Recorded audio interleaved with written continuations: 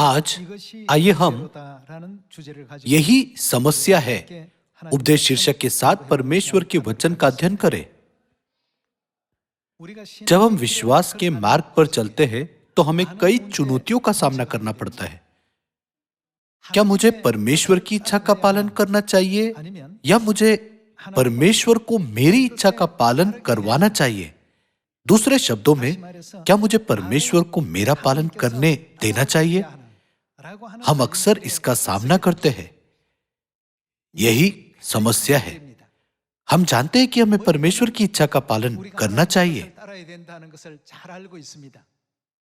लेकिन अपने दैनिक जीवन में हम अक्सर आश्चर्य करते हैं, क्या मुझे परमेश्वर की इच्छा का पालन करना चाहिए या परमेश्वर को मेरी इच्छा से पालन करना चाहिए? सभी लोगों, ये जटिल है ना? हमारे विश्वास के जीवन में परमेश्वर की शिक्षाओं का पालन करना हमारे लिए स्वाभाविक है, लेकिन हम कभी-कभी अपनी इच्छाओं को पूरा करने के लिए परमेश्वर की इच्छा को बदलने की कोशिश कर सकते हैं और परमेश्वर को हमारी इच्छा का पालन करा सकते हैं। इसलिए बाइबल बालक के से विश्वास और सयाने विश्वास यानी एक वयस्क के विश्वास के बारे में बताती है। सबसे पहले आइए हम पहला कुरिन्थियों की पुस्तक 13 खोले। आइए हम अध्याय 13 आयत 11 पर एक नजर डालें। जब मैं बालक था तो मैं बालकों के समान बोलता था। हम कब कहते हैं कि हम बालकों के समान हैं? यह तब होता है जब हम आसियाना होते हैं। यह तब होता है जब हम परमेश्वर की इच्छा को ठीक से समझने और सत्य को पूरी तरह से महसूस करने में सक्षम नहीं होते हैं। जब मैं बालक था तो मैं बालकों के समान बोलता था, और यद्यपि मैंने वही स्पष्टीकरण सुना, लेकिन बालकों का सा मन था, बालकों की सी समझ थी।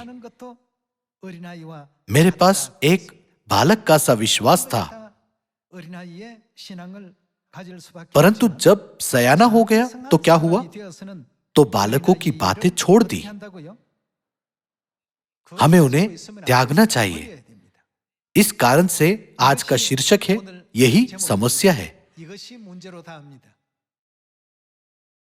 हमें बालक के से तरीकों को छोड़ने की जरूरत है। बच्चे चाहते हैं कि उनके माता पिता उनकी इच्छा का पालन करें, अन्यथा वे कैसे प्रतिक्रिया करते हैं? वे रोते हैं। इसके अलावा वे अपने माता पिता के लिए कठिनाई का कारण बनते हैं। वे तब तक चिल्लाते हैं जब तक उनकी इच्छा पूरी नहीं हो जाती। हमारे विश्वास के साथ भी ऐसा ही है। जब हम बच्चे थे, हमने एक बच्चे की तरह बात की और हमने एक बच्चे की तरह सोचा था, लेकिन जब हमारे पास सियाना विश्वास होता है तो हमें बालक के से तरीकों को छोड़ना चाहिए। हमें उन्हें क्यों छोड़ना चाहिए? क्या इसलिए नहीं कि वे अच्छे नहीं हैं? कृपया मेरी इच्छा के अनुसार सब कुछ करो, कृपया मेरी इच्छा का पालन करो। ये बालक के से तरीके हैं। हम कह सकते हैं कि ये बालक के से विचार, शब्द और व्यवहार है। लिखा है, जब सयाना हो गया तो बालकों की बातें छोड़ दी। एक सियाना व्यक्ति यह नहीं कहता, मेरी इच्छा का पालन करो। इसके बजाय उन्हें किसकी इच्छा का पालन करना चाहिए? क्रूस पर चढ़ाए जाने से एक दिन पहले यीशु जानते थे कि उन्हें क्रूस पर चढ़ाया जाएगा, लेकिन जब उन्होंने गतसमनी के बगीचे में सारी रात प्रार्थना की तो उन्होंने कहा, हे पिता, यदि तू चाहे तो इस कटोरे को मेरे पास से हटा ले, तो भी मेरी नहीं परंतु तेरी ही इच्छा पूरी हो। उनके वचनों का अर्थ ये नहीं है, कृपया मेरी इच्छा का पालन करो। क्या ये इंगित नहीं करता, मैं पिता की इच्छा का पालन करूंगा? बाइबल में इसे आज्ञाकारिता कहा गया है। सभी लोगों, हम प्रकृति में परमेश्वर की सृष्टि को देख सकते हैं। लोग कहते हैं कि एक पेड़ अपनी स्वयं की कीमत जानता है, यह संतुष्ट है और यह पूछकर शिकायत नहीं करता, तुमने मुझे यहां क्यों लगाया है या तुमने मेरी जगह क्यों बदल दी। इसके बजाय एक पेड़ परमेश्वर ने उसे जहां रखा है उसके अनुसार खूबसूरती से ढल जाता है। सरल शब्दों में प्रकृति परमेश्वर की इच्छा का पालन करती है। एक भी पहलू उन्हें अपनी इच्छाओं का पालन करने के लिए नहीं कहता। पहाड़, नदियां और समुद्र परमेश्वर द्वारा निर्धारित अपनी निर्दिष्ट स्थिति से संतुष्ट है। वे ये सवाल नहीं करते क्यों मुझे समुद्र बनाया गया है या क्यों मुझे शहर में नहीं लेकिन इस देहात में बोया गया है। सच में प्रकृति परमेश्वर की इच्छा की अवज्ञा नहीं करती है। इस कारण से मैं आपके साथ मिलकर विचार करने के लिए एक निश्चित वाक्यांश साझा करना चाहूंगा। एक पेड़ अपनी दी गई भूमिका से संतुष्ट होना जानता है। वह कभी पेड़ होने की शिकायत नहीं करता। यह सवाल नहीं करता मुझे यहां क्यों रखा गया है और वहां नहीं। लोभ बुद्धि को ढांप देता है जिससे अवज्ञा, शिकायत और कुड़कुड़ाना होता है। आखिरकार यह हमें कृतज्ञता भुला देता है। मुझे लगा कि यह हमारे लिए एक साथ चिंतन करने का एक सार्थक संदेश है। पेड़ संतुष्ट रहना जानता है। जब हम प्रकृति को देखते हैं तो वे संतुष्ट होते हैं। कभी भी यह सवाल नहीं करते, जब मैं मैदान बनना चाहता था तो क्यों मुझे पहाड़ बनाया गया, या जब मैं एक खेत बनना चाहता था तो मुझे एक महासागर के रूप में क्यों बनाया गया है। ऐसी कोई सृष्टि नहीं है जो परमेश्वर के कार्य का पालन नहीं करती। हालांकि यह मानव जाति है जो समस्या है। उन्होंने परमेश्वर की इच्छा की अवज्ञा करते हुए सवाल किया, आपने मुझे इस पद पर क्यों रखा है?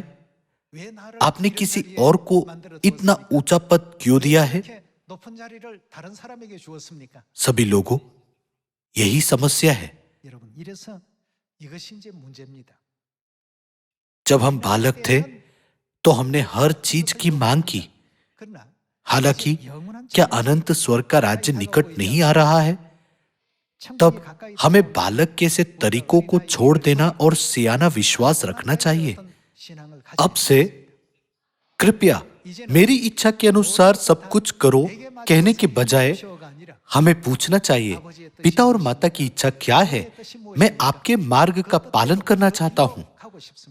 यदि मैं एक पेड़ हूं तो मैं एक पेड़ के कर्तव्य के प्रति विश्वास योग्य रहूंगा। यदि मैं एक समुद्र हूं तो मैं समुद्र के कर्तव्य के प्रति विश्वास योग्य रहूंगा। यदि मैं एक पहाड़ हूं तो मैं एक पहाड़ के कर्तव्य के प्रति विश्वास योग्य रहूंगा। इस विश्वास के साथ हमारे सभी नबियों और हमारे प्रिय सदस्यों को कहना चाहिए, मैं पिता और माता के प्रयोजन के अनुसार उनके मार्ग पर अपने आप को समर्पित करूंगा। आज्ञाकारिता नबियों और संतों के लिए अलग तरह से लागू नहीं होती है। सभी को पिता और माता के मार्ग के अनुसार चलना चाहिए, जैसे यीशु ने उदाहरण दिखाया था। उन्होंने प्रार्थना की, मेरी नहीं परंतु तेरी ही इच्छा पूरी हो। हमें उस प्रार्थना पर चिंतन करना चाहिए जो उन्होंने इस तरह से की थी। आइए हम प्रकाशित वाक्य अध्याय 14 वचन 4 पर एक नजर डालें।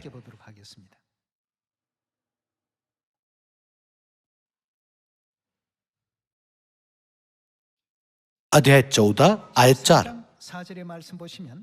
ये वे हैं जो स्त्रियों के साथ अशुद्ध नहीं हुए पर कुंवारे हैं। ये वे ही है कि जहां कहीं मेमना जाता है वे उसके पीछे हो लेते हैं। जहां कहीं कहने का मतलब यह किसी वातावरण तक सीमित नहीं है। ये बहुत सीमित या बहुत विशाल हो सकता है, जहां कहीं कि कोई निश्चित परिभाषा नहीं है। चाहे जो भी वातावरण हो, हमें इसे अपनाना चाहिए और कहना चाहिए, यह पिता की इच्छा और माता की इच्छा के अनुसार किया जाए। क्या हमें विश्वास की ऐसी दुनिया का अनुभव नहीं करना चाहिए? वर्तमान में सुसमाचार पूर्णता की ओर बढ़ रहा है। हर चरण में हमें उनकी आवश्यकता है जिनके पास सियाना विश्वास है और पिता की इच्छा और माता की इच्छा का पालन करते हैं। एक छोटा बच्चा मांग करता है, जो मैं चाहता हूं वो करो। हालांकि सियाने के बारे में क्या? वे कहते हैं, मैं पिता की इच्छा और माता की इच्छा का पालन करूंगा। प्रकाशित वाक्य अध्याय 14 में प्रेरित यूहन्ना ने दर्शन देखा। जहां कहीं भी उनका नेतृत्व किया जाता है, वे क्या करते हैं? जहां कहीं मेमना जाता है, वे उसके पीछे हो लेते हैं। वे ये नहीं कहते, कृपया मेरी इच्छा के अनुसार चले। हमें इस पहलू पर ध्यान देना चाहिए। जब हमारे पास सियाना विश्वास होता है, तो हम अपनी इच्छाओं के अनुसार चीजों को करने के लिए नहीं कहते। इसके बजाय हम पूछते हैं, आपकी इच्छा क्या है? आप कहां चाहते कि हम जाएं? आप क्या चाहते कि हम करें? आप क्या चाहते कि हम किस तरह के लोग बने? जब हमारे पास ऐसा विश्वास होगा जो पिता और माता की इच्छा का पालन करता है, तो क्या हम उद्धार की पूर्णता और स्वर्ग के राज्य को करीब नहीं लाएंगे? जिनके पास बालकों का सा विश्वास है, जो लगातार उनकी इच्छा का पालन करने के लिए आग्रह करते हैं, हमेशा शिकायत करते हैं, वे उस सिद्धता को प्राप्त नहीं कर सकते जो पिता और माता चाहते हैं। बेशक यदि कोई सत्य को अच्छी तरह से नहीं जानता, तो उसे समझा जा सकता है। क्योंकि वे नए हैं, इसलिए उन्होंने अभी तक बहुत अधिक नहीं सीखा है। लेकिन यदि कोई व्यक्ति जिसने बहुत अधिक सीखा है और कुछ समय से सत्य में है, अभी भी एक बालक की तरह कार्य करता है, तो क्या यह अनुचित नहीं है? लिखा है, जब सयाना हो गया तो बालकों की बातें छोड़ दी। यह बाइबल की शिक्षा है। जब हम बालक होते हैं तो यह स्वीकार्य होता है, लेकिन जब हम सयाने हो जाते हैं तो हमें बालक के से तरीकों को छोड़ देना चाहिए। पिता और माता की इच्छा क्या है? परमेश्वर क्या चाहते कि हम किस तरह के लोग बने? परमेश्वर क्या चाहते कि हम क्या करें? इस तरह सियोन की संतानों को परमेश्वर की इच्छा का पालन करना चाहिए, है ना? आइए हम दूसरा कुरिन्थियों अध्याय 10 आयत 4 पर एक नजर डालें।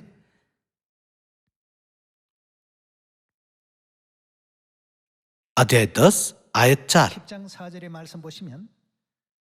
क्योंकि हमारी लड़ाई के हथियार शारीरिक नहीं, पर गढ़ों को ढा देने के लिए परमेश्वर के द्वारा सामर्थी है। इसलिए हम कल्पनाओं का और हर एक ऊंची बात का जो परमेश्वर की पहचान के विरोध में उठती है, खंडन करते हैं और हर एक भावना को कैद करके किसका? मसीह का आज्ञाकारी बना देते हैं और तैयार रहते हैं कि जब तुम्हारा आज्ञा पालन पूरा हो जाए तो हर एक प्रकार के आज्ञा उल्लंघन को दंडित करे। हमें अपने विचारों को काबू करके परमेश्वर की इच्छा का पालन करना चाहिए। केवल जब हम ऐसा करते हैं तो परमेश्वर उस दुनिया का न्याय करेंगे जो ऐसा नहीं कर रही है। हम जल्द से जल्द स्वर्ग जाना चाहते हैं, है ना?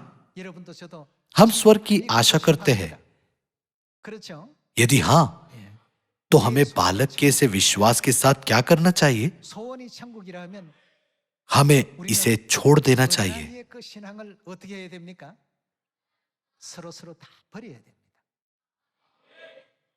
कृपया उन लोगों के प्रति समझदार बने जिन्होंने अभी अभी सत्य ग्रहण किया है और बालकों की तरह व्यवहार कर सकते हैं। लेकिन यदि आप एक सयाने व्यक्ति के रूप में अग्रणीय स्थिति में हैं, जिसे एक उदाहरण स्थापित करना चाहिए, तो आपको बालक के से तरीकों को छोड़ देना चाहिए। कृपया पेड़ों के बारे में सोचें। एक पेड़ जानता है कि उसका कर्तव्य क्या है और वह अपनी भूमिका में संतोष पाता है।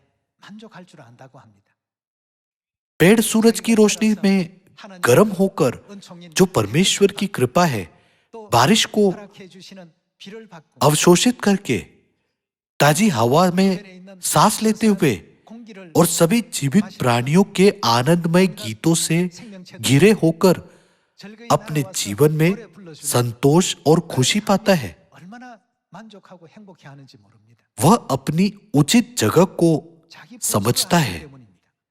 वह जानता है कि जिस स्थान पर परमेश्वर ने उसे लगाया है, वह उसके रहने की सही जगह है। प्रकृति का निरीक्षण करने के लिए कुछ समय निकालें। परमेश्वर ने आकाश, पृथ्वी और उनमें सब कुछ बनाया। प्रत्येक पर्वत अपनी गरिमा बनाए रखता है और प्रत्येक नदी अपने उद्देश्य से अवगत होती है। क्या खेतों में गुमनाम फूल कुड़कुड़ाते हैं? परमेश्वर, आपने मुझे गुलाब के फूल के रूप में क्यों नहीं बनाया? मुझे यहाँ जंगल में ऐसे साधारण रूप में क्यों बढ़ना चाहिए? क्या जंगली फूल परमेश्वर के विरुद्ध कुड़कुड़ाते हैं? नहीं, वे संतुष्ट है। मुझे यह जीवन प्रदान करने के लिए मैं वास्तव में परमेश्वर का आभारी हूं। वे जहां है वही लगन से अपनी भूमिकाओं को निभाते हैं। यदि सियोन की सभी संतानें पिता और माता की इच्छा का पालन करें, तो सुसमाचार पूरा हो जाएगा।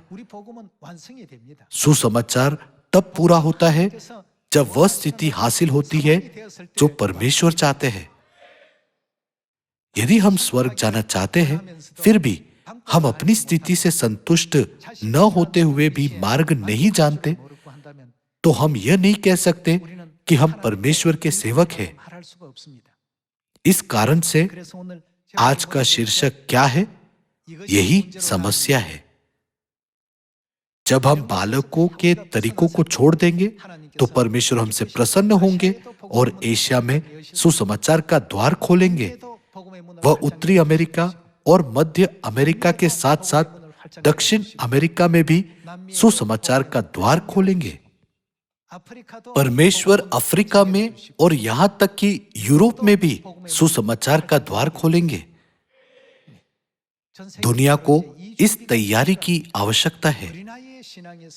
बालकों का सविश्वास सयाने विश्वास में बदलना चाहिए।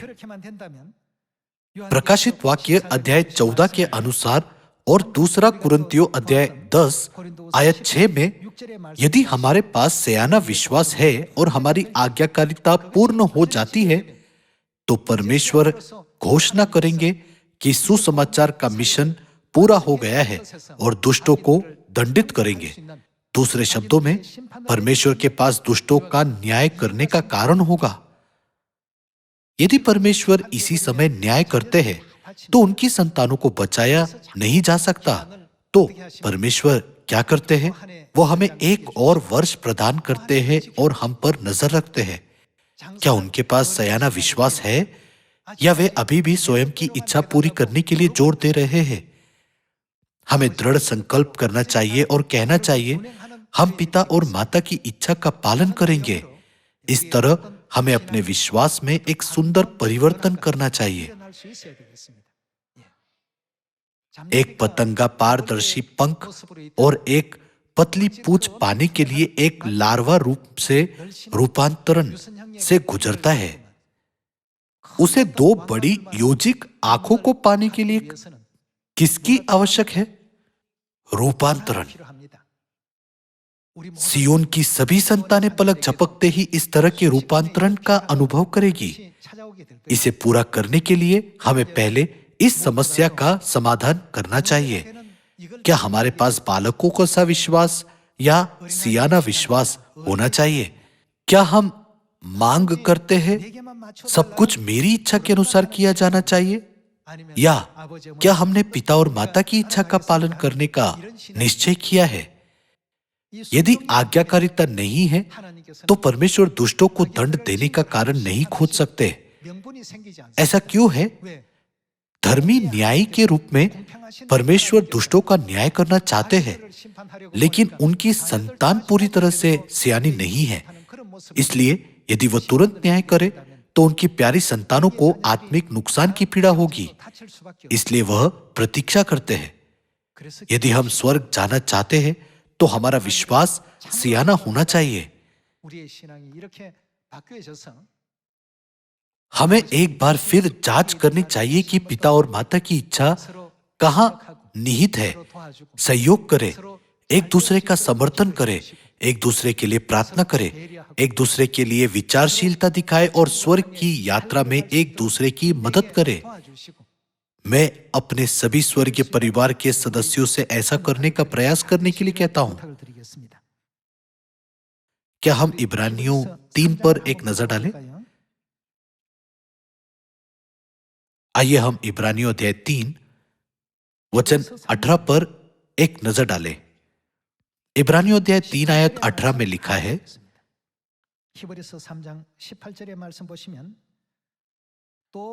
और उसने किन से शपथ खाई कि तुम मेरे विश्राम में प्रवेश करने ना पाओगे?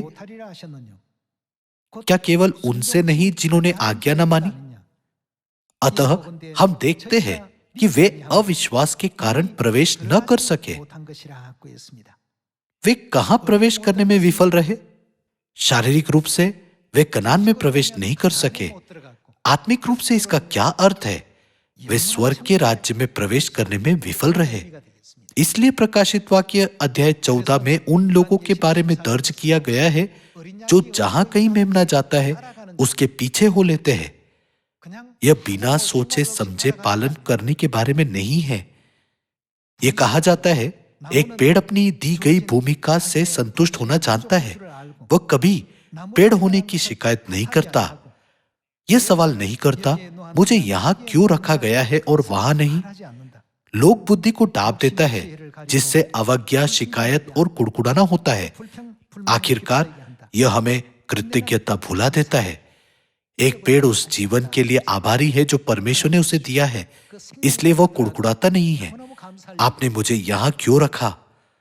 आपने मुझे एक सुंदर फूल के बजाय एक पेड़ के रूप में क्यों बनाया?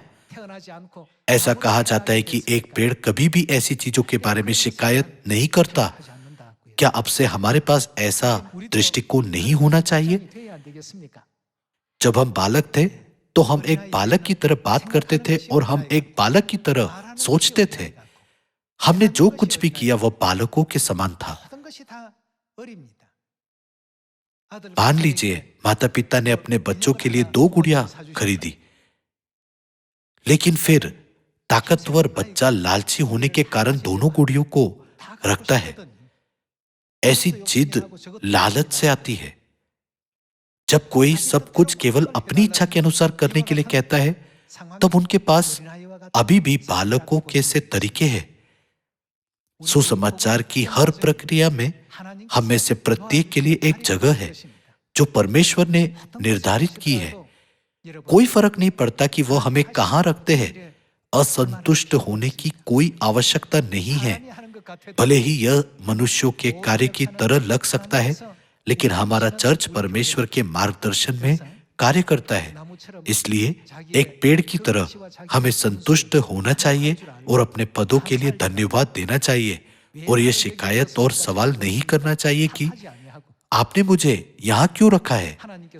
हमें विश्वास करना चाहिए कि परमेश्वर के पास हमें कुछ पदों पर रखने का एक उद्देश्य है और अपने आप को हमारे कर्तव्य के लिए समर्पित करना चाहिए। तब क्या एक पल में पूरी दुनिया में सुसमाचार का प्रचार नहीं किया जाएगा? इब्रानियों 3 में यह उन लोगों के बारे में उल्लेख करता है जो कनान देश स्वर्ग के राज्य में प्रवेश करने में विफल रहे। यह लिखा है कि जिन्होंने आज्ञा न मानी वे प्रवेश नहीं कर सके। परमेश्वर ने यही कहा है। वह शपथ भी लेते हैं कि ऐसे लोग कभी प्रवेश नहीं कर सकते। अतः हमें बालक के से विश्वास से सयाने विश्वास में तेजी से बढ़ना चाहिए। आखिरकार हमें हमेशा आनंदित रहना चाहिए, निरंतर प्रार्थना करनी चाहिए और हमें क्या करना चाहिए? हमें हर बात में धन्यवाद देना चाहिए। केवल तभी हम आज्ञाकारिता प्राप्त कर सकते हैं। ऐसा करने के द्वारा हमें विचार करना चाहिए हमारे सियोन परिवार के सदस्यों के लिए क्या असुविधाजनक है, हमें उनकी मदद करने के लिए क्या करना चाहिए, वे आत्मिक रूप से कैसे बढ़ सकते हैं, हमें उनका हमेशा ख्याल रखना चाहिए। जैसे यीशु ने कहा, यदि तुम मुझसे प्रेम करते हो तो मेरी भेड़ों को चराओ, ठीक वैसे हमें अपने प्रिय भाइयों और बहनों को आत्मिक रूप से खिलाना चाहिए और उनकी देखभाल करनी चाहिए ताकि हम सभी स्वर्ग के राज्य में प्रवेश कर सके। मुझे आशा है कि हम इस मिशन को पूरा करेंगे। आइए हम यशाया की पुस्तक अध्याय 14 पर एक नजर डालें। आइए यशाया अध्याय 14 आयत 24 देखें। सेनाओं के यहोवा ने यह शपथ खाई है, निसंदेह जैसा मैंने ठान लिया है क्या होगा वैसा ही हो जाएगा, और जैसी मैंने युक्ति की है वैसी ही पूरी होगी। लिखा है वैसा ही हो जाएगा। यह किसकी इच्छा है? यह परमेश्वर की इच्छा है। तब परमेश्वर ने क्या ठान लिया है? मत्ती अध्याय 28 में सुसमाचार कितनी दूर तक जाता है? सभी देशों में इसका प्रचार किया जाएगा। मत्ती अध्याय 24 में परमेश्वर कहते हैं कि इसका प्रचार पूरी दुनिया में किया जाएगा। क्या वह हमें रोमियो अध्याय 10 में भी वही शब्द नहीं कहते? ऐसा होने के लिए किसी को भी बालक के समान नहीं होना चाहिए। हमें सयाने विश्वास की आवश्यकता है। चूंकि हमें पहले बुलाया गया है, इसलिए आइए हम आत्मिक रूप से सयाने बने ताकि हम उन नए सदस्यों का जिन्होंने अभी ही सत्य को ग्रहण किया है, जो बालकों की तरह है, परमेश्वर की ओर मार्गदर्शन कर सके। पिता और माता की इच्छा का पालन करना सयाने विश्वास का संकेत है, जबकि मेरे स्वयं के मार्ग पर जोर देना या मेरे हट का पालन करना एक बालक की विशेषता है, चाहे उनकी स्थिति कुछ भी हो। बालकों का सा विश्वास स्वर्ग में प्रवेश नहीं कर सकता। आज आइए हम परमेश्वर की इन शिक्षाओं पर विचार करें। यह कहने के बजाय मेरा पालन करो, आइए हम कहें पिता आन सांग होंग और स्वर्गीय माता का पालन करें। हमें उनका पालन करना चाहिए। मुझे आशा है कि हमारे सभी प्यारे स्वर्गीय परिवार के सदस्य इस तरह से दूसरों की अगुवाई करेंगे। इसके द्वारा मैं इस उपदेश को समाप्त करना चाहूंगा। आपका बहुत बहुत धन्यवाद।